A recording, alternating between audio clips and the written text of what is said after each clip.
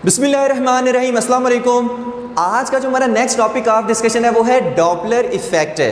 देखिए, John Doppler एक scientist का नाम था कि जिसने एक इफेक्ट ऑब्जर्व किया जो कि लाइट पे भी एप्लीकेबल है और साउंड वेव्स पे भी एप्लीकेबल है। लेकिन यहाँ पर हम डिस्कस करेंगे जस्ट साउंड वेव्स को, क्योंकि इस टॉपिक में हर जगह साउंड वेव्स ही हो रही है। तो डॉपलर इफेक्ट को समझने के लिए आप जस्ट एक चीज़ को याद रखें कि फ्रीक्वेंसी ऑफ साउंड वेव्स में चेंज आना, फ्रीक्वेंसी ऑफ साउंड वेव्स में चेंज आना, इसी को हम कहते हैं डॉपलर इफेक्ट। अब किस तरह से आती है वो चीज़ देखते हैं। फॉर एग्जांपल, मैं यहाँ पर खड़ा हुआ हूँ और वहाँ से कोई गाड़ी मेरी तरफ आ रही है, गाड़ी मेरी तरफ आ रही है और हॉर्न बजाती हुई आ रही है। जब एक गाड़ी मेरी तरफ आ रही है हॉर्न बजाती हुई, तो मुझे क्या सुनाई देगा? फ्रीक्वेंसी ऑफ साउंड ज़्यादा सुनाई देगी। मतलब यहाँ पे साउंड काम जब जैसे जैसे पास आ रही है तो मुझे फ्रीक्वेंसी ऑफ साउंड ज़्यादा सुनाई दे रही है, ठीक है, हॉर्न बजाती हुई आ रही है। अब क्या होगा? वही गाड़ी हॉर्न बजाती हुई मेरे पास से गुजर गई, अब क्या हो रहा है? मुझसे दूर जा रही है, तो मुझे फ्रीक्वेंसी ऑफ साउंड क्या होगा? कम सुनाई देगा।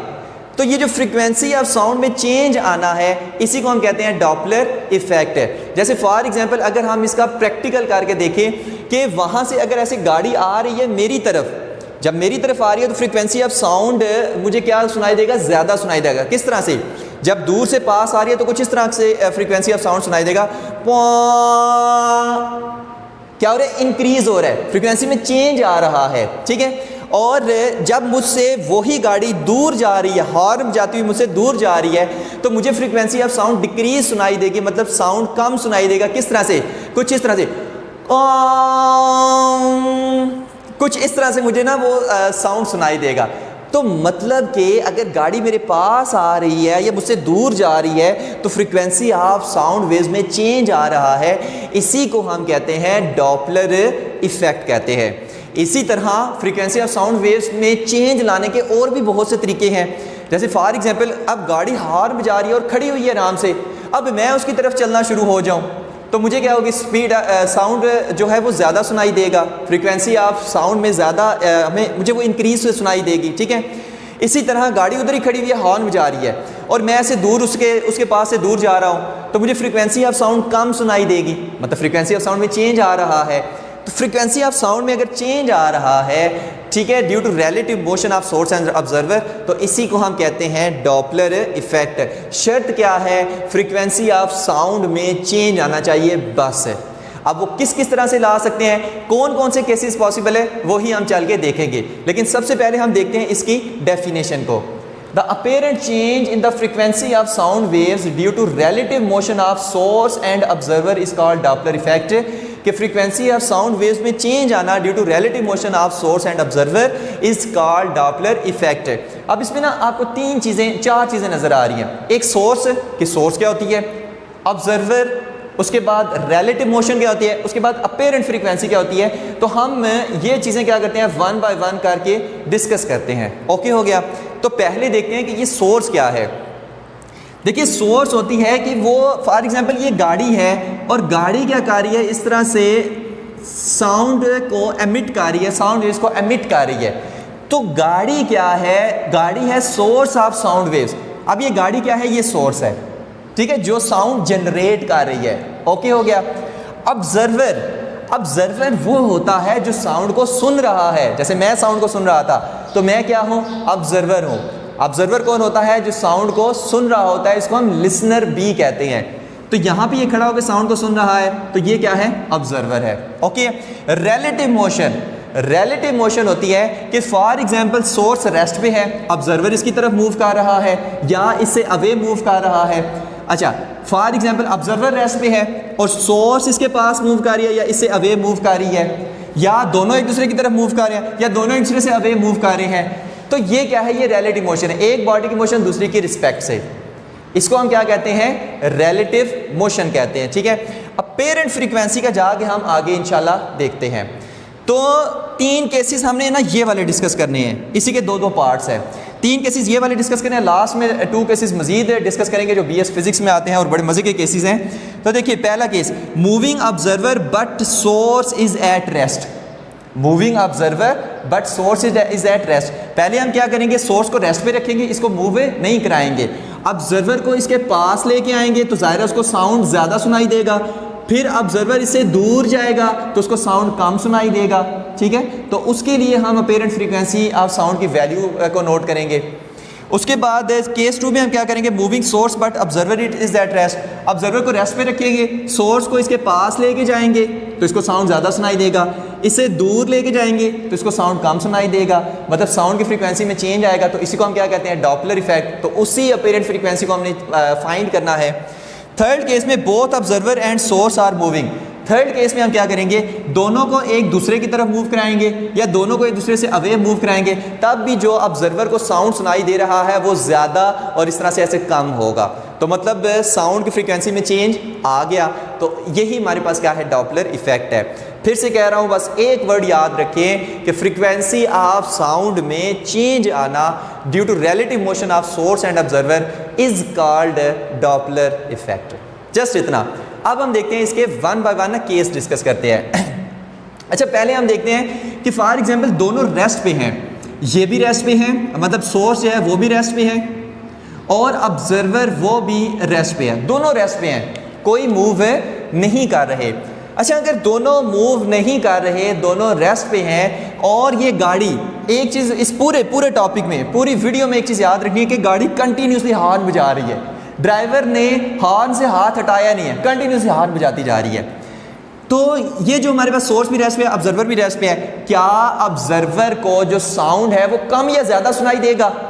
नहीं सुनाई देगा। मतलब मैं कहूँ कि दोनों रेस्ट में है और ऑब्जर्वर को कभी ज़्यादा साउंड सुनाई दे रहा है, कभी कम, नहीं, ऐसा कुछ नहीं है, एक जैसा उसको साउंड सुनाई दे रहा है, मतलब फ्रीक्वेंसी ऑफ साउंड में चेंज नहीं आ रहा। तो इसमें कोई डॉपलर इफेक्ट ऑब्जर्व नहीं होगा। कब? जब दोनों रेस्ट पे हैं। ओके हो गया। यहाँ से जो स्पीड ऑफ साउंड वेव्स है उसको मैं क्या कह लूँ, उसको मैं अगर v कहूँ, ठीक है, उसको v से शो करना है जो कि इस डायरेक्शन में है। ओके हो गया। जिसकी वेव लेंथ कितनी है, लैम्डा है। तो frequency of source of sound waves कितनी हुई, f is equal to v by lambda. ये क्या है हमारे पास, f, ये क्या है, ये ओरिजिनल फ्रीक्वेंसी है जो ऑब्जर्वर सुन रहा है साउंड वेव्स की, ये ओरिजिनल फ्रीक्वेंसी है। ओके हो गया। ये अपेरेंट फ्रीक्वेंसी नहीं है। कब? जब दोनों रेस्ट पे हैं तब ये फ्रीक्वेंसी होगी। ओके हो गया।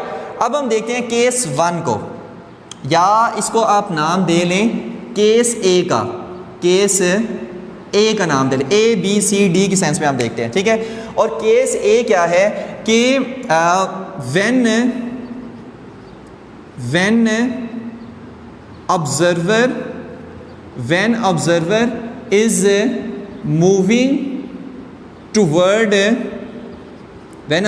moving toward stationary source कि ऑब्जर्वर मूव कर रहा है स्टेशनरी सोर्स की तरफ, तब जो चेंज इन फ्रीक्वेंसी आ रहा है, change in frequency of sound waves आ रहा है, वो कितना आ रहा है, ठीक है। आवाज़ ज़्यादा सुनाई दे रही है, कम सुनाई दे रहा है, क्या हो रहा है। तो केस इसमें क्या है, कहता है कि ये जो हमारे पास सोर्स है, ठीक है, ये जो हमारे पास सोर्स है जो ऐसे साउंड को एमिट कर रही है, और ये हमारे पास क्या है, ऑब्जर्वर है, ये क्या है, ऑब्जर्वर है। और हो क्या रहा है कि यहाँ पर जो स्पीड ऑफ साउंड वेव्स है, स्पीड ऑफ साउंड वेव्स है, उसको आप कह लें ये क्या है, v है, उसको हमेशा v से शो करना है। ओके हो गया।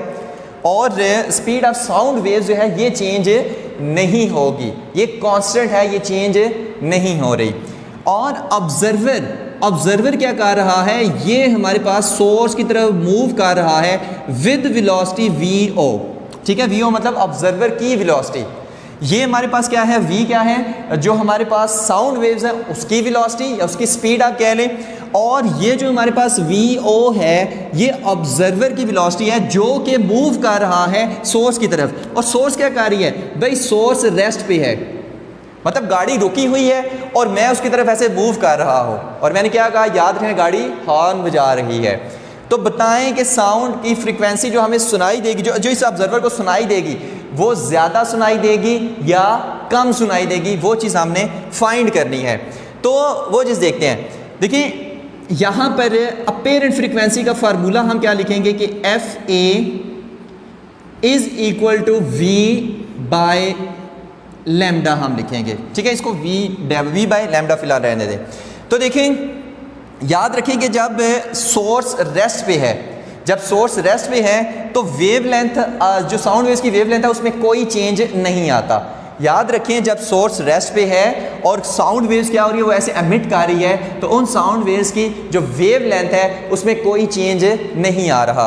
अच्छा, अगर साउंड वेवलेंथ में चेंज नहीं आ रहा लेकिन फ्रीक्वेंसी तो चेंज हो रही है, जब ऑब्जर्वर इस सोर्स की तरफ मूव कर रहा है तो उसको आवाज़ ज़्यादा सुनाई देगी, फ्रीक्वेंसी ऑफ साउंड वेव ज़्यादा सुनाई देगी। तो मतलब फ्रीक्वेंसी ऑफ साउंड वेव, जो अपेरेंट फ्रीक्वेंसी है वो चेंज हो रही है, ठीक है ना, मतलब फ्रीक्वेंसी चेंज हो रही है जिसको हमने अपेरेंट फ्रीक्वेंसी कहा है। तो या तो लैम्डा की वजह से चेंज हो रही है या वी की वजह से चेंज हो रही है, और हमने कहा लैम्डा चेंज नहीं हो रहा, इसका मतलब है वी चेंज हो रहा है। तो इसको हम कह देते हैं कि वी डैश, इसको हम क्या कह देते हैं, वी डैश। अच्छा, मैं बार बार कह रहा हूँ अपेरेंट फ्रीक्वेंसी, अपेरेंट फ्रीक्वेंसी का मतलब होता है अपीयर्ड फ्रीक्वेंसी, कि जो ऑब्जर्वर को जो फ्रीक्वेंसी में चेंज सुनाई दे रहा है उसको हम कह रहे हैं अपेरेंट फ्रीक्वेंसी। अब वो मालूम करते हैं कि वो कितनी है, यानी इसको ज़्यादा सुनाई दे रही है या कम सुनाई दे रही है। उसके लिए एक चीज़ याद रखें, रिलेटिव वेलोसिटी का कॉन्सेप्ट है कि अगर हमारे पास दो वेलोसिटीज़ हैं v1 और v2 और दोनों एक ही डायरेक्शन में है, v1 और v2 है और दोनों एक ही डायरेक्शन में है, तो हमारे पास जो रिलेटिव वेलोसिटी आती है वो कितनी आएगी, v dash is equal to v1 minus v2 आएगी। ओके हो गया, रिलेटिव वेलोसिटी या इफेक्टिव वेलोसिटी। लेकिन अगर जो v1 है वो इस डायरेक्शन में है और v2 है वो इस डायरेक्शन में है, मतलब v1 को वेलोसिटी से चीज़ इधर मूव कर रही है, v2 इस तरफ है, तो फिर जो हमारे पास इफेक्टिव या रिलेटिव वेलोसिटी होगी वो क्या होगी, इनको ना अप्रोचिंग वेलोसिटी भी कहते हैं, कि एक दूसरे को अप्रोच कर रही हैं, तो तब ये दोनों ऐड हो जाएंगी, v1 प्लस v2।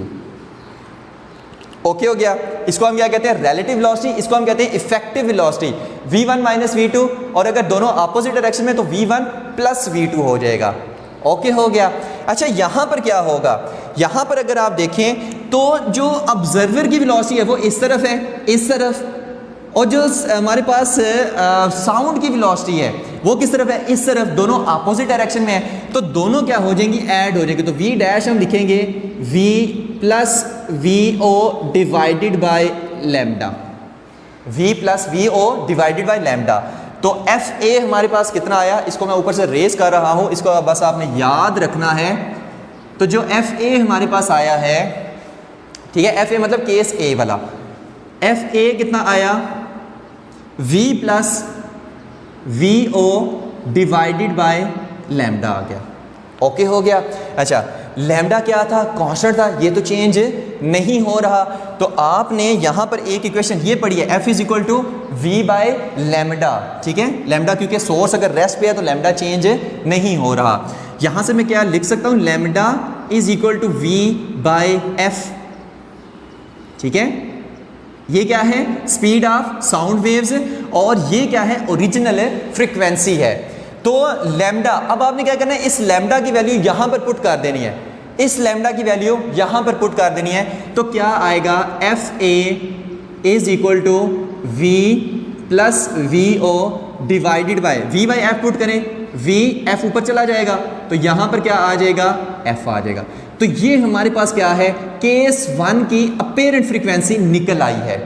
अब यहाँ पर देखिए, इन टर्म्स को याद रखना है। एफ क्या है, ओरिजिनल फ्रीक्वेंसी ऑफ साउंड है, एफ क्या है, ओरिजिनल फ्रीक्वेंसी है। वी ओ क्या है, ये है स्पीड ऑफ ऑब्जर्वर। वी क्या है, ये है speed of sound waves. F A क्या है, ये है अपेरेंट फ्रीक्वेंसी। अपेरेंट फ्रीक्वेंसी जो ऑब्जर्वर को सुनाई दे रही है कब, जब सोर्स उसकी तरफ ऑब्जर्वर को सुनाई दे रही है कब, जब ऑब्जर्वर सोर्स की तरफ मूव कर रहा है, जबकि सोर्स रेस्ट पे है। तो वो जो उसको फ्रीक्वेंसी सुनाई दे रही है, चेंज इन फ्रीक्वेंसी सुनाई दे रही है, उसको हम कह रहे हैं अपेरेंट फ्रीक्वेंसी, मतलब अपीयर्ड फ्रीक्वेंसी, जो उसको अपीयर्ड फ्रीक्वेंसी सुनाई दे रही है। तो इसमें क्या होगा, v प्लस वी ओ है, यानी ये ऊपर वाला फैक्टर इंक्रीज होगा।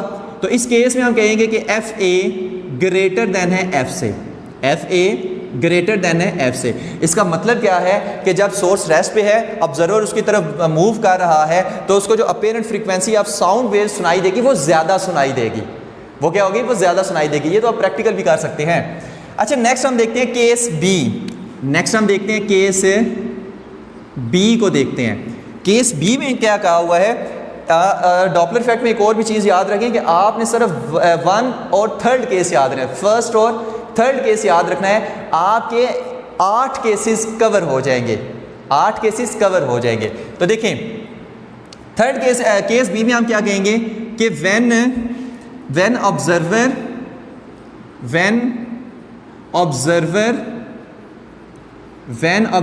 is moving away from source, moving away from stationary source, मतलब रुकी हुई सोर्स, स्टेशनरी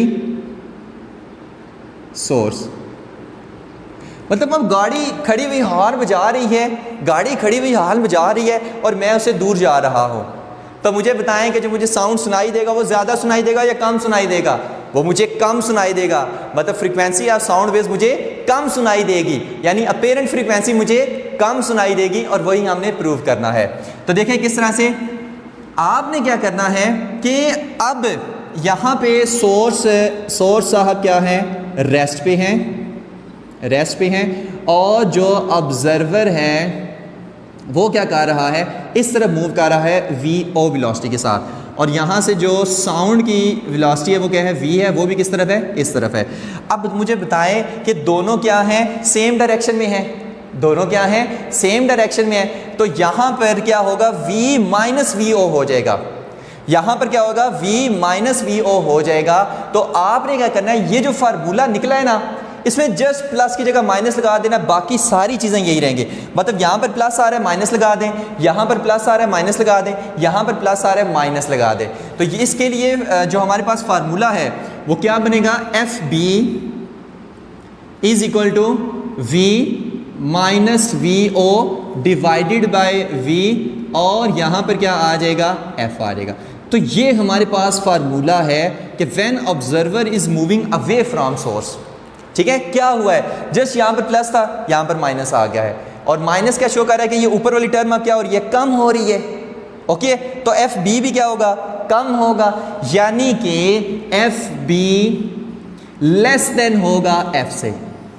यानी अब हमें जो फ्रीक्वेंसी ऑफ साउंड वेव सुनाई देगी वो कम सुनाई देगी। कब, जब observer is moving away from stationary source. याद रखें कि ये जो सोर्स है ये रेस्ट पे, ऑब्जर्वर मूव कर रहा है अवे। ओके हो गया, तो यहाँ पर हमारा केस भी ख़त्म होता है। अब इंटरेस्टिंग आ रहा है केस सी, सिर्फ वो समझ लें आपका पूरा डॉपलर इफेक्ट क्लियर है। तो वो समझते हैं, केस सी को हम देखते हैं। ठीक है, आपका ये केस 1 ना ख़त्म हो गया, अब हम केस 2 पे आ रहे हैं, और इसी में के पार्ट है केस सी और डी। तो केस सी, ठीक है, ए बी सी डी हमने इस तरह के ना नाम दिए हुए हैं। केस सी में आप क्या कहेंगे कि when source is moving toward stationary observer. अब इसका क्या मतलब हुआ? अच्छा, इसका मतलब ये हुआ कि अब जो सोर्स है वो मूव कर रही है, और जो ऑब्जर्वर है वो रेस्ट पे है। ऑब्जर्वर रेस्ट पे है और सोर्स उसकी तरफ मूव कर रही है, मतलब ऑब्जर्वर रेस्ट पे है, गाड़ी उसकी तरफ मूव कर रही है हॉर्न बजाते हुए। मुझे बताएं कि अगर आपकी तरफ एक गाड़ी आ रही है हॉर्न बजाते हुए, और आपको वो साउंड उस हॉर्न का ज़्यादा सुनाई देगा या कम सुनाई देगा? आप कहेंगे सर हमें ज़्यादा सुनाई देगा, मतलब फ्रीक्वेंसी ऑफ साउंड वेव्स ज़्यादा सुनाई देगी, यानी कि डॉपलर इफेक्ट ऑब्जर्व हो सकता है। यही डॉपलर इफेक्ट है।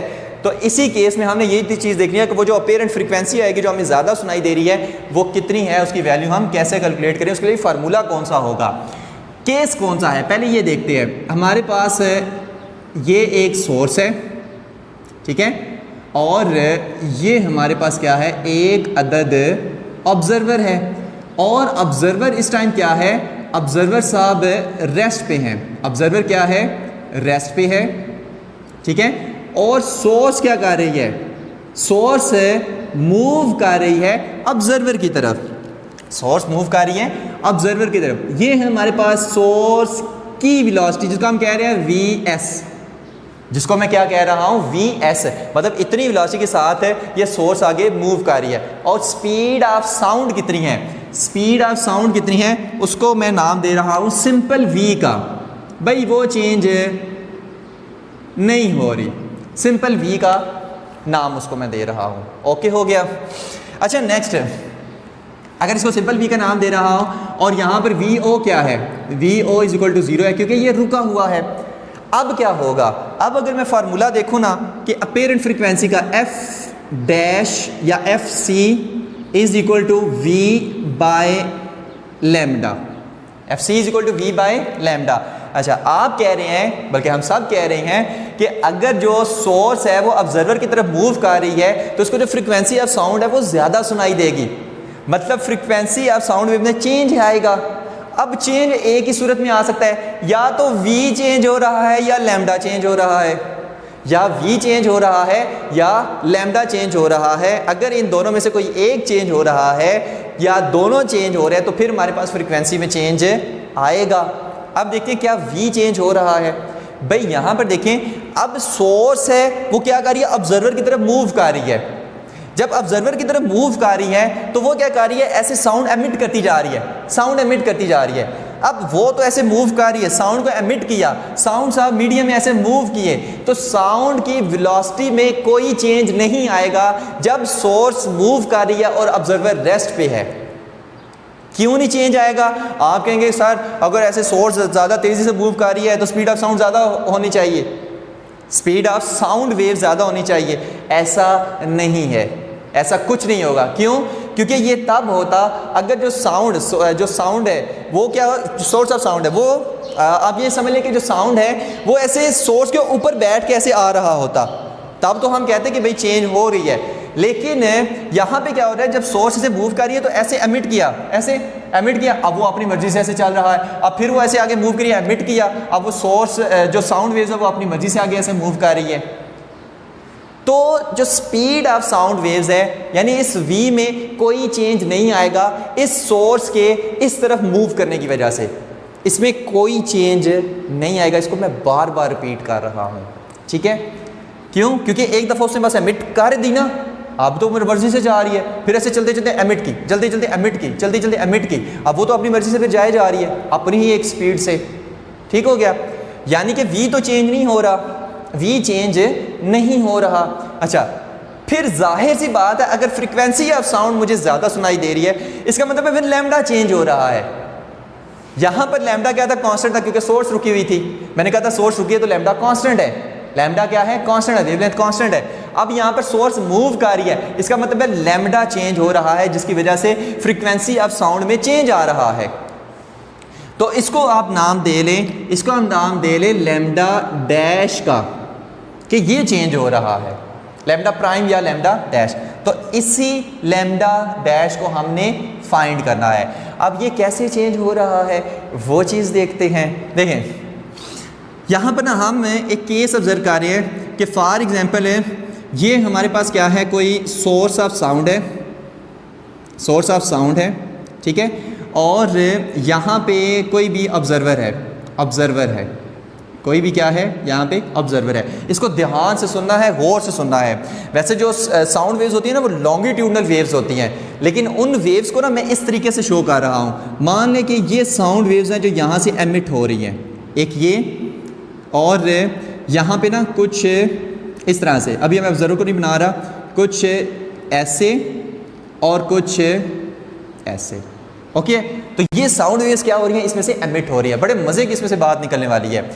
वेवलेंथ क्या होती है कि दो वेव्स के दरमियान जो डिस्टेंस होता है ना उसको हम कहते हैं उसकी वेवलेंथ, उसको हम क्या कहते हैं, उसकी वेवलेंथ कहते हैं। मतलब यहाँ पर एक ये वेव है, एक ये वेव है, इसमें जो डिस्टेंस है ना, इसमें जो डिस्टेंस है उसको हम क्या कहेंगे, लैम्डा, उसको हम क्या कहेंगे, लैम्डा कहेंगे। दो वेव्स के दरमियान जो डिस्टेंस होता है उसको हम लैम्डा कहेंगे, ओके हो गया। और एक वेव को कंप्लीट होने में जितना टाइम लगता है उसको हम क्या कहते हैं, टाइम पीरियड, ठीक है, जिसको हम टी से शो करते हैं, ओके हो गया। मतलब यहाँ से लेकर यहाँ तक जाने में एक वेव को जितना टाइम लग रहा है उसी को हम कहते हैं उसका टाइम पीरियड, जिसको हम टी से शो करते हैं, ओके हो गया। अब गौर से सुनना है कि अगर यहाँ पर हम कहेंगे जो डिस्टेंस का फार्मूला होता है वो क्या होता है, S is equal to V T, S is equal to V T होता है। ठीक हो गया, मतलब कि यहाँ पर s की जगह मैं फिर क्या पुट करूँगा, lambda is equal to V T. क्यों, क्योंकि यहाँ पर डिस्टेंस दो वेव्स के दरमियान, इसको मैंने क्या कहा है, लैम्डा। अभी आप बोर हो रहे होंगे, यहाँ पर छोटी छोटी चीज़ों को बस कलेक्ट करते जाए, एंड पे इसकी मज़े की चीज़ निकलेगी इंशाल्लाह। तो लैम्डा, यहाँ पर मैं इस पर लैम्डा को लिख सकता हूँ कि लैम्डा इज इक्वल टू, यहाँ पर ये जो वेव्स की, साउंड वेव्स की जो स्पीड है वो कितनी है, v है। लैम्डा कितना होगा, साउंड वेव्स की स्पीड है v है, और यहाँ से लेकर यहाँ तक टाइम पीरियड कितना लगा, कैपिटल T। तो लैम्डा कितना आया, vt, यहाँ से लेकर यहाँ तक। ओके हो गया, मतलब वेवलेंथ कितनी आई, vt आई। अच्छा नेक्स्ट अब क्या होगा, अब क्या होगा भाई, अब ये उस केस में था जब सोर्स क्या है, रेस्ट पे है, सोर्स क्या है, रेस्ट पे है।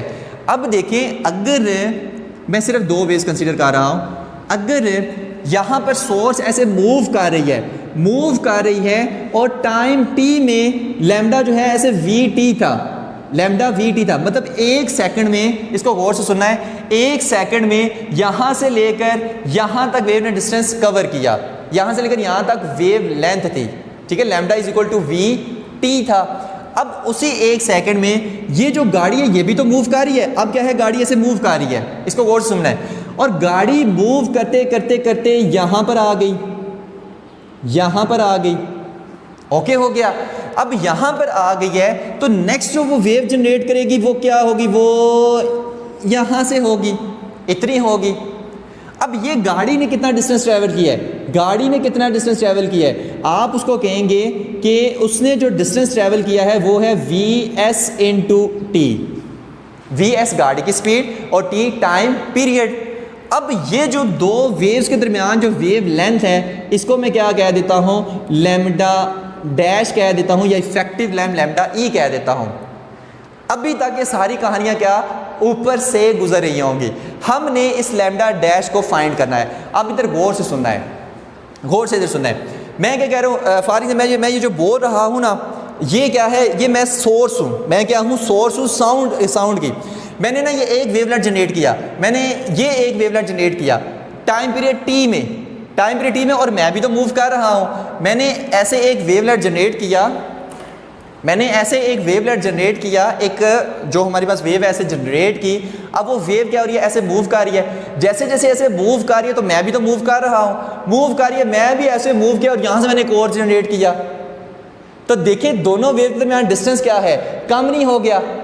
अब इस वेव और इस वेव के दरमियान जो डिस्टेंस है वो डिक्रीज हो गया, मतलब वेवलेंथ डिक्रीज हो जाती है। जब भी सोर्स जो है वो मूव करके ऑब्जर्वर की तरफ जाएगी तो वेवलेंथ कम हो जाएगी।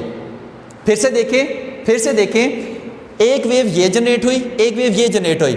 अब दोनों में जो डिस्टेंस है वो लैम्डा है, दोनों में जो डिस्टेंस है वो लैम्डा है। कब, जब मैं रुका हुआ हूँ, जब मैं क्या हूँ, मैं रुका हुआ हूँ, तो ऐसे दोनों मूव कर रही हैं, दोनों में डिस्टेंस क्या है, लैम्डा है। अब जब दोनों में डिस्टेंस लैम्डा है, मैंने क्या किया, अब मैंने भी मूव करना शुरू कर दिया। जब ऐसे मूव करना शुरू तो टाइम टी में मैं भी इधर मूव कर, और यहाँ से मैंने एक और वेव छोड़ी। जब एक और वेव छोड़ी तो अब दोनों ऐसे जा रही हैं, तो अब दोनों में डिस्टेंस कितना है, कम हो गया है, मतलब वेवलेंथ कम हो गई है। तो जब भी सोर्स ऑब्जर्वर की तरफ मूव करेगी तो वेवलेंथ कम हो जाएगी। इसको गौर से समझना है। इसको मैं बार बार इस टाइम इसलिए इस पे लगा रहा हूँ क्योंकि ये इसमें सबसे इंपॉर्टेंट कॉन्सेप्ट है। देखिए पहले वेवलेंथ, आखिरी बार समझा रहा हूँ, गौर से सुनना है। पहले वेवलेंथ थी इतनी बड़ी वेवलेंथ की। एक चीज़ याद रखिए कि दो वेव्स के दरमियान डिस्टेंस, एक ये वेव है, एक ये वेव है, सिर्फ ब्लू वाली देखें, उनके दरमियान डिस्टेंस पहले इतना था, ठीक है ना। क्यों, सोर्स रेस्ट पे थी, वो मूव ही नहीं थी कर रही। अब क्या हुआ कि इस सोर्स ने ऐसे एक वेव जनरेट की, वो इधर पहुंची, वेव इधर पहुंची, सोर्स आप भी मूव करते करते इधर पहुंच गए क्योंकि दोनों मूव कर रहे हैं। जब वो भी मूव करते करते इधर पहुंच गई, अब वो कंटिन्यूस क्या कर रही है, वेव्स जनरेट कर रही है, साउंड वेव्स। यहाँ पर मूव करके एक और साउंड वेव जनरेट करेगी। जब एक और साउंड वेव जनरेट करेगी तो अब एक ये वेव है जो उसने पीछे पीछे मूव करते हुए उसने एक और जनरेट की। अब एक ये वेव है रेड वाली, एक ये ब्लू वेव है जो पहले से उसने एमिट की थी। क्या होगी, दो वेव्स होंगी। अब इन दोनों के दरमियान डिस्टेंस लैम्डा डैश है। पहले कोई भी दो वेव्स के दरमियान डिस्टेंस कितना आ रहा था लैम्डा, अब कितना आ रहा है लैम्डा डैश, मतलब सोर्स के मूव करने की वजह से लैम्डा पहले इतना था, अब सोर्स के मूव करने की वजह से लैम्डा जस्ट इतना रह गया। इसको मैं ब्लू से बना रहा हूँ, लैम्डा जस्ट इतना रह गया, ये चीज़ जस्ट इतना रह गया है, मतलब वेवलेंथ क्या हुई है, कम हुई है। तो जब भी सोर्स मूव करती है, जब भी सोर्स मूव करती है तो वेवलेंथ क्या हो जाती है, कम हो जाती है, वेवलेंथ कंप्रेस हो जाती है। क्यों? सोर्स मूव कर ऐसे मूव कर दिया, ऐसे जा रही और कंप्रेस होती जा रही है। ओके हो गया। अच्छा, इसको अब हम फाइंड कैसे करें, इसको मैं फाइंड कैसे करूं? अगर मैं इस चीज़ को इसमें से माइनस कर दूं तो मुझे मेरे पास ये नहीं आ जाएगा। फॉर एग्जाम्पल ये 10 है, ये 8 है, ये 10 है, ये 8 है, तो 10 में से 8 गया, पीछे कितना रह गया 2। ये 10 है, ये 8 है, 10 में से 8 गया, पीछे कितना रह गया 2, तो लैम्डा डैश फाइंड नहीं हो जाएगा। यानी कि लैम्डा डैश हम कैसे फाइंड करेंगे? Lambda dash is equal to lambda dash, ये कितना है वी टी माइनस है, इसको माइनस करना है तो V S into T. Lambda dash कितना आया? Lambda dash V T minus we S T. V speed of sound waves और वी एस क्या है? जो सोर्स की स्पीड है। ओके हो गया। तो इसको मैं फिर इस तरह से लिख सकता हूँ कि lambda dash is equal to T common ले लें और क्या आ जाएगा? वी माइनस वी एस आ जाएगा, v माइनस वी एस आ जाएगा। और जब v माइनस वी एस आएगा, मैं इसको यहाँ पर कर रहा हूँ, आई थिंक यहाँ तक बोर्ड नज़र आ रहा होगा आपको, ये चीज़ ठीक है, इतने हिस्से में मैं इसको लेके आ रहा हूँ। तो आया क्या? Lambda dash is equal to lambda dash is equal to T into v minus V S आ गया। ओके हो गया। अब यहाँ पर देखें t क्या है, t क्या है? आपने t का फार्मूला एक पढ़ा हुआ है, t क्या होता है? t is equal to 1/f, t is equal to 1/f, जैसे f is equal to 1/t होता है ना, तो t is equal to 1/f। अब ये f क्या है? ये ओरिजिनल फ्रीक्वेंसी है, ये f क्या है? ओरिजिनल फ्रीक्वेंसी है। तो t की जगह 1/f पुट कर दे, lambda dash is equal to v minus we s divided by f हो जाएगा। ये आ गई लैम्डा डैश की वैल्यू। अब ये लैम्डा डैश की वैल्यू आपने क्या करनी है? इस फार्मूले में पुट कर देनी है, क्योंकि मैं तो एफ सी फाइंड कर रहा हूँ। मैं क्या कर रहा हूँ? मैं तो एफ सी फाइंड कर रहा हूँ। तो आप इस लैम्डा डैश की वैल्यू को यहाँ पर पुट कर दें। जब यहाँ पर पुट करेंगे तो क्या आएगा? F C is equal to V over V minus we S over F, ठीक हो गया। और F C is equal to V over V minus we S into F आ जाएगा। ये हमारे पास क्या है? अपेरेंट फ्रीक्वेंसी की वैल्यू है। कब? जब सोर्स मूव कर रही है, सोर्स मूव कर रही है कहाँ पे? ऑब्जर्वर की तरफ। और ऑब्जर्वर क्या है? रेस्ट के ऊपर है। ऑब्जर्वर क्या है? रेस्ट के ऊपर है। डन हो गया। अब इसी के जो फोर्थ केस है वो देखते हैं। यहाँ तक अगर कहानी समझ आ गई, आगे वाले केसेस आने, मैं इसको रेस कर रहा हूँ। अगर यहाँ तक कहानी समझ आ गई है तो आगे वाले तो भाई है ही हलवा है, हलवा कहानी है। ठीक हो गया। तो एफ सी कितना आया? एफ सी कितना आया? एफ सी कितना आया? V over V minus we S into F. कब? जब ऑब्जर्वर रेस्ट पे है और सोर्स उसकी तरफ मूव कर रही है। नेक्स्ट केस हम देखते हैं, केस डी। केस डी को हम देखते हैं। केस डी में हम क्या करें? कहते हैं कि when source is moving away from stationary observer, stationary observer.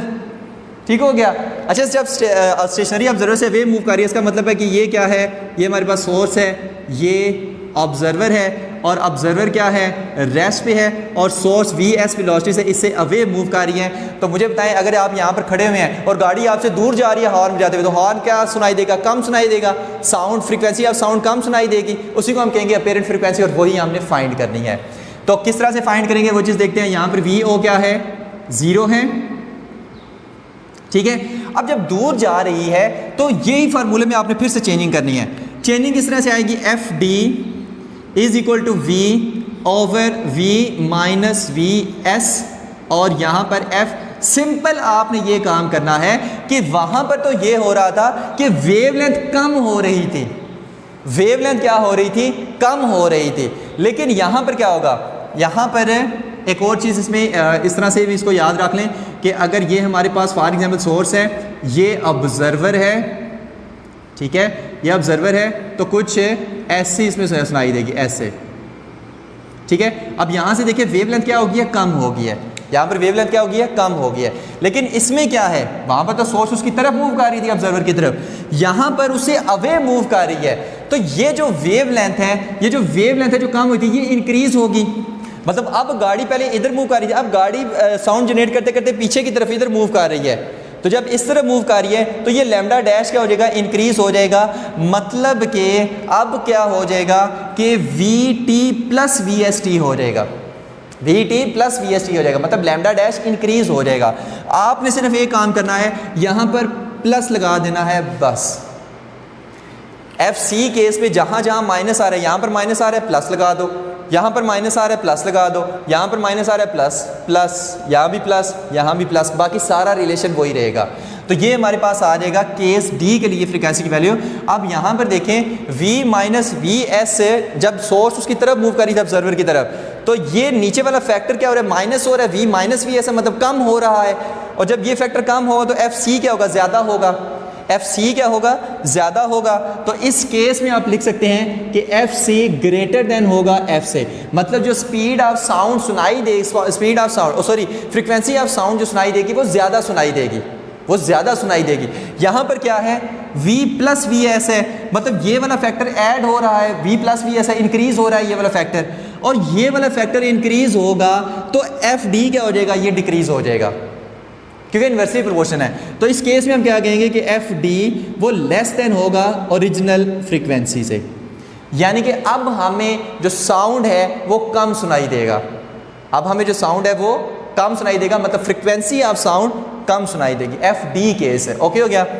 तो केस 1 भी हो गया, केस 2 भी हो गया।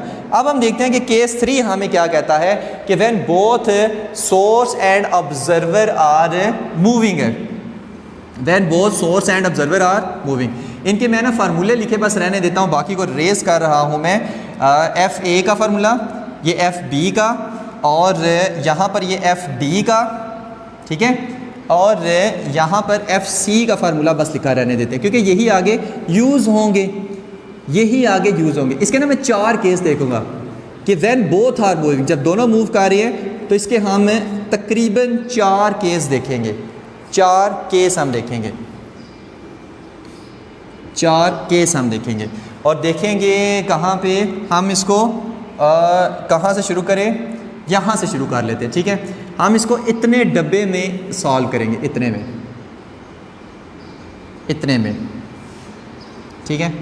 इतने में क्या होगा, when both are moving, third वाला केस देख रहे हैं, both observer and source are moving, मतलब अब ऑब्जर्वर भी मूव कर रहा है, सोर्स भी मूव कर रही है। इसके लिए ना एक फार्मूला बस आप जहन में रखें।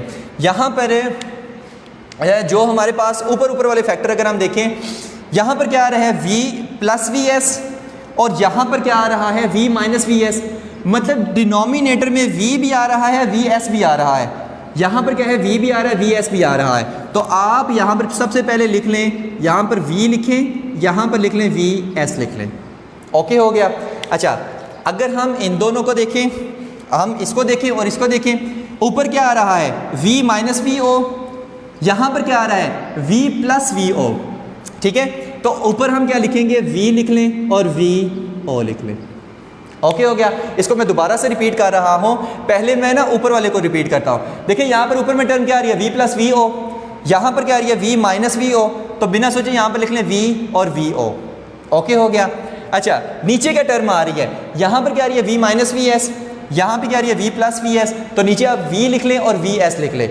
नीचे जो चीज़ें हैं वो हैं तब जब सोर्स मूविंग अवे या टुवर्ड मूव कर रही है, ऊपर जो चीज़ें हैं वो तब है जब ऑब्जर्वर इज मूविंग टुवर्ड और अवे फ्रॉम सोर्स मूव कर रहा है, ओके हो गया। अब हम देखते हैं केसेस को। तो केस डी तक चला था, यहाँ पर आप लिखें कि ये क्या है, एफ ओ ऑब्जर्व फ्रीक्वेंसी, और यहाँ पर आप इसके बाहर लगा दें एफ़, क्योंकि सब के बाहर यहाँ पर क्या आ रहा है, एफ़ आ रहा है। ठीक हो गया। बस ये अगर फार्मूला याद है, अगले चारों केसेस आपके हो जाएंगे, चारों केसेस हो जाएंगे। तो पहला केस हम देखते हैं, पहला केस हम देखते हैं कि ये हमारे पास सोर्स है, ऊपर ही मैं इसको बना रहा हूँ, ठीक है, इसको समझने की कोशिश करनी है। और ये हमारे पास है ऑब्जर्वर, और क्या हो रहा है कि जो सोर्स है वो भी इस तरफ मूव कर रही है और ऑब्जर्वर है वो भी इस तरफ मूव कर रहा है। ये पहला केस है, मतलब मैं, गाड़ी भी मेरी तरफ आ रही है और मैं भी गाड़ी की तरफ जा रहा हूँ। तो मुझे बताएं कि मुझे जो साउंड है वो ज़्यादा, फ्रीक्वेंसी ऑफ साउंड है वो ज़्यादा सुनाई देगी, कम सुनाई देगी? भाई मुझे ज़्यादा सुनाई देगी। तो यही है ऑब्जर्व्ड फ्रीक्वेंसी, कि मुझे कितनी फ्रीक्वेंसी सुनाई देगी जब हम दोनों एक दूसरे की तरफ मूव कर रहे हैं। तो सही है। तो पहले देखें, अगर सोर्स मूव कर रही हो ऑब्जर्वर की तरफ, सोर्स मूव कर रही हो तो ऑब्जर्वर की तरफ, तो उसके लिए कौन सा केस था? ये वाला केस नहीं था, जब सोर्स मूव कर रहे हैं ऑब्जर्वर की तरफ, और उसमें क्या है, F C is equal to V over V minus we S, V minus we S. तो यहां पर आप नीचे क्या लगा दें, नेगेटिव का साइन। ओके हो गया। और ऐसा केस जिसमें ऑब्जर्वर सोर्स की तरफ मूव कर रहा था, ऑब्जर्वर सोर्स की तरफ मूव कर रहा था, वो कौन सा केस था? वो ये वाला केस नहीं था, एफ ए, पहला केस, ए केस ए। तो उसमें क्या था, वी प्लस वी ओ, दरमियान में क्या रहा है, प्लस वी ओ, मतलब जो वेलोसिटीज है वो ऐड हो जाएंगी। तो यहां पर आप क्या लिख दें, यहां पर प्लस लिख दें। ठीक हो गया। तो ये हमारे पास है, ये तब आएगा कि जब हमारे पास दोनों एक दूसरे की तरफ मूव कर रहे हो। अच्छा, अब नेक्स्ट केस देखते हैं। अब मैं कह रहा हूं कि जो सोर्स है और ये है हमारे पास ऑब्जर्वर, अब ये इस तरफ मूव कर रहा है और सोर्स इस तरफ मूव कर रही है, मतलब अब दोनों एक दूसरे से अवे मूव कर रहे हैं। मतलब मैं इस तरफ जा रहा हूँ, गाड़ी उस तरफ जा रही है साउंड बजाते हुए, तो मुझे आवाज़ कम सुनाई देगी ज़्यादा, आप कहेंगे सर कम सुनाई देगी। तो उसी को हम कहते हैं पेरेंट फ्रीक्वेंसी या ऑब्जर्व्ड फ्रीक्वेंसी, वही हमने फाइंड करनी है। तो F O is equal to, फिर से वही कहानी, पहले v लिखें, यहाँ पर वी ओ लिखें, नीचे v लिखें, यहाँ पर वी एस लिखें और बाहर f लिख दें। चारों केसेस में एक ही कहानी आएगी। अब देखें, जब source is moving away from observer, इसके लिए कौन सा था, ऑब्जर्वर से दूर जा रही है ना सोर्स है, तो इसके लिए कौन सा केस था, ऑब्जर्वर से दूर जाए तो ये केस था डी वाला। इसमें क्या रहा है, v प्लस वी एस आ रहा है, तो यहाँ पर आप लिख दें प्लस। और इस केस में ऑब्जर्वर भी सोर्स से दूर जा रहा है, और अगर ऑब्जर्वर सोर्स से दूर जा रहा हो तो उसके लिए ये केस था, मतलब v माइनस वी ओ, तो यहाँ पर आप लिख दें नेगेटिव का साइन। तो ये हमारे पास रिलेशन है कि when both observer and source are moving away from each other. Okay. अच्छा, नेक्स्ट केस नंबर 3 देखते हैं कि जो हमारे पास ऑब्जर्वर है वो भी इधर मूव कर रहा है, और जो गाड़ी है, जो सोर्स है, वो भी इधर मूव कर रही है। फॉर एग्जाम्पल, गाड़ी की स्पीड थोड़ी सी ज़्यादा है और वो क्या कर रही है, इस तरह मूव कर रही है। मतलब आप कह लें कि when source is chasing the moving observer, when source is chasing the moving observer, मतलब ट्रेन मेरे पास से गुजर रही है हॉर्न बजाती हुई, मतलब पीछे से ट्रेन मेरी तरफ आ रही है हॉर्न बजाती हुई, और मैं भी ऐसे मूव कर रहा हूँ और ट्रेन भी इसी तरफ आ रही है। तो अब क्या होगी, ये इसका केस मज़े का है। तो इसमें क्या होगा, फिर से वही कहानी करें, F O is equal to V, और यहाँ पर वी ओ, और यहाँ पर लिखें वी, और यहाँ पर लिखें वी एस। ठीक है। तो अब 1 बाय 1 को देखें। यहाँ पर क्या है कि source is moving toward observer है, सिर्फ अभी एक को देखें, source is moving toward observer, और जब सोर्स ऑब्जर्वर की तरफ मूव कर रही हो तो फिर हमारे पास क्या आता है, फिर हमारे पास आता है case number C, V minus we S. तो दरमियान में क्या आ रहा है, नेगेटिव, यहाँ पर लगा दें नेगेटिव। और अगर ऑब्जर्वर को देखें तो ऑब्जर्वर भी क्या है, सोर्स से अवे मूव कर रहा है, सोर्स इस तरफ जा रही है ना, बस सोर्स से ऑब्जर्वर भी उससे अवे मूव कर रहा है, और जब ऑब्जर्वर सोर्स से अवे मूव कर रहा है तो उसके लिए कौन सा केस था, उसके लिए हमारे पास केस था ये वाला एफ बी। तो दरमियान में वी माइनस वी ओ है, तो यहाँ पर भी लिख दें माइनस, और यहाँ पर क्या आ जाएगा, एफ आ जाएगा। ओके हो गया। तो ये हमारे पास होगी फ्रीक्वेंसी, अपेरेंट फ्रीक्वेंसी कब, जब दोनों एक ही डायरेक्शन में मूव कर रहे हो डिफरेंट स्पीड्स के साथ।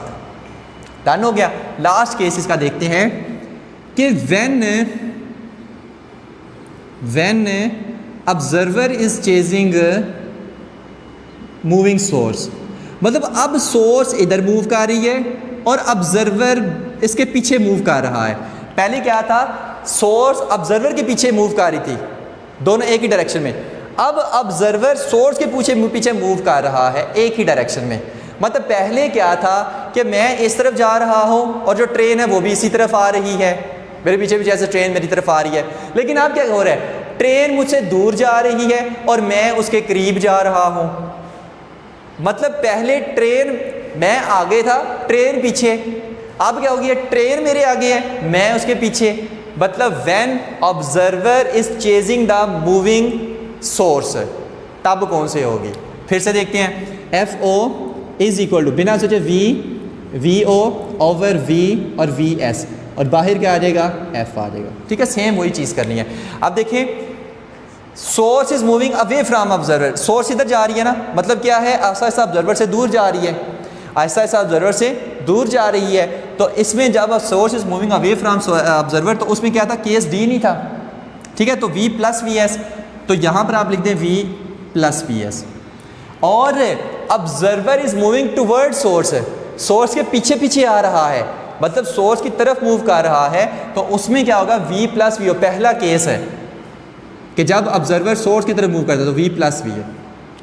ओके हो गया, ये हमारे पास फार्मूला है, ये हमारे पास क्या है, फार्मूला है। तो ये हमारे पास केसेस है कि when both source and observer are moving.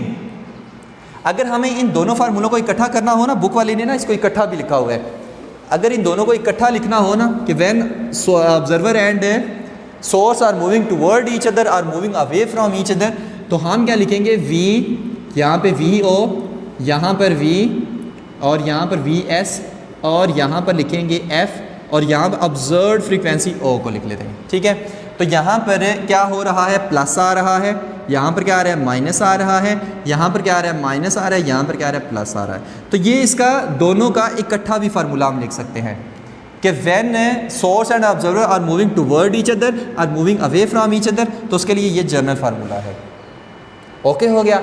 तो ये थी हमारे पास कुछ डॉपलर इफेक्ट की कहानियाँ। इसमें हमने कितने केस डिस्कस किए हैं, 2 इसके डिस्कस किए हैं, 2 इसके डिस्कस किए हैं, 4 इसके डिस्कस किए हैं, यानी टोटल जो हमने केस डिस्कस किए हैं इसमें 8 केसेस डिस्कस किए हैं। ठीक है, अच्छा, जो आवाज़ सुनाई देगी सर जी, वो तो इसमें डिस्कस ही नहीं किया। इसमें आवाज़ ज़्यादा सुनाई देगी जब दोनों एक दूसरे की तरफ मूव कर रहे हैं, इसमें आवाज़ कम सुनाई देगी जब दोनों एक दूसरे से अवे मूव कर रहे हैं। ओके हो गया। तो ये था हमारा आज का टॉपिक, डॉपलर इफेक्ट। इसमें एक और चीज़ याद रखेंगे, ऐसी कौन सी कंडीशंस होगी जब दोनों मूव कर रहे हैं, दोनों में से एक मूव कर रहा है, तब भी डॉपलर इफेक्ट ऑब्जर्व नहीं होगा। ऐसी कौन सी कंडीशन होगी, ऐसी कंडीशन जिसमें डॉपलर इफेक्ट ऑब्जर्व नहीं हो रहा, तो वो एक कंडीशन तो इस तरह से होगी कि फॉर एग्जांपल, इसको भी याद रख लें कि गाड़ी मेरे साथ साथ मूव कर रही है, मैं भी मूव कर रहा हूँ, और दोनों की वेलोसिटी सेम है और एक ही डायरेक्शन में मूव कर रहे हैं। मतलब मैं भी इस डायरेक्शन में मूव कर रहा हूँ और मेरे साथ साथ गाड़ी भी इसी डायरेक्शन में मूव कर रही है, तो दोनों एक ही डायरेक्शन में मूव करें, एक ही स्पीड से मूव कर रहे हैं। क्या मुझे जो गाड़ी हॉर्न बजा रही है वो कम ज़्यादा सुनाई देगा या ज़्यादा सुनाई देगा या सेम सुनाई देगा? तो हमें सेम सुनाई देगा, फ्रीक्वेंसी ऑफ साउंड में कोई चेंज सुनाई नहीं देगा। कब? जब दोनों एक ही डायरेक्शन में मूव कर रहे हैं और शर्त क्या है, एक ही स्पीड से मूव कर रहे हैं। ये नहीं कि गाड़ी तेज़ मूव कर रही है आप ऐसा नहीं, एक ही स्पीड से, तो तब हमारे पास डॉपलर इफेक्ट ऑब्जर्व नहीं हो रहा, हालांकि दोनों मूव कर रहे हैं, तो तब डॉपलर इफेक्ट ऑब्जर्व नहीं होगा। क्योंकि पहले कहा था कि फ्रीक्वेंसी ऑफ साउंड में चेंज आना लाजमी है। अच्छा, एक और कौन सी केस हो सकता है, रिलेटिव मोशन भी हो रही है लेकिन फिर भी डॉपलर इफेक्ट ऑब्जर्व नहीं हो रहा, कि ये हमारे पास ऑब्जर्वर खड़ा हुआ है, ये ऑब्जर्वर खड़ा हुआ है और ये सोर्स है, और सोर्स क्या कर रही है, ऑब्जर्वर के गिर से गोल गोल चक्कर लगा रही है, गोल गोल चक्कर लगा रही है और साउंड बजाती जा रही है। मुझे बताएं, ऑब्जर्वर को कम सुनाई देगा sound, come frequency of sound सुनाई देगी या ज़्यादा? भाई सेम सुनाई देगी, ना कम सुनाई देगी ना ज़्यादा सुनाई देगी। जितनों इसको एक दफ़ा सुनाई दे रही है बस उतनी सुनाई देती रहेगी, हालांकि सोर्स उसके गिर्द ऐसे मूव कर रही है, गोल गोल चक्कर लगा रही है, परपेंडिकुलर उसके मूव कर रही है। तो इस केस में भी डॉपलर इफेक्ट ऑब्जर्व नहीं होगा।